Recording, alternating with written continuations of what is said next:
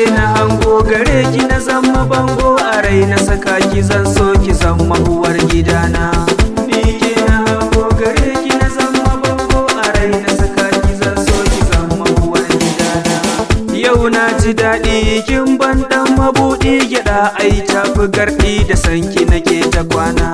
In dai har da ke ni mai zai sani rauni ina kuma zana je ni a canza mini suna. Idan rana ta leko ki dama mini koko idan har an yi baiko ki zama uwar gidana. Jikina yayi zafi ki zamto min mayafi ki kara mini karfi dare ko kuma rana. A zuci ki ban masauki gare ki na zama sarki ba na so ki ce ni da ke sai wata rana. Gare ki na ba da komai a so na zama jarmai idan kika yo kalamai na manta ina na kwana. Idan na je na dawo Kaduna na kwana kawo sadaki za na kawo ki zama uwar gidana. Gari ko yayi haske bani da wata seke riɗi ya kuwa ke rabo karmi da juna. Da na kwanta a barci a raina babu kunci idan na yo habaici da sanki cikin jinina. Da kifi ya ga koma akan ki na zama kurma gare ni kina da girma ki zama farin ganina.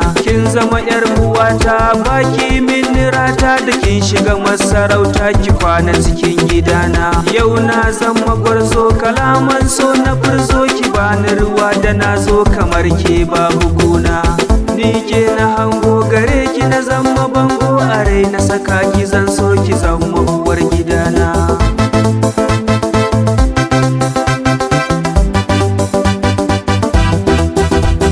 Ni dai na ji na gani komai ba ni san gani so ya sa ni sansani har ma na yi suna. Tunda na ganki ni dai komai yayi daidai ba ni barin ki sai dai idan na rasa raina.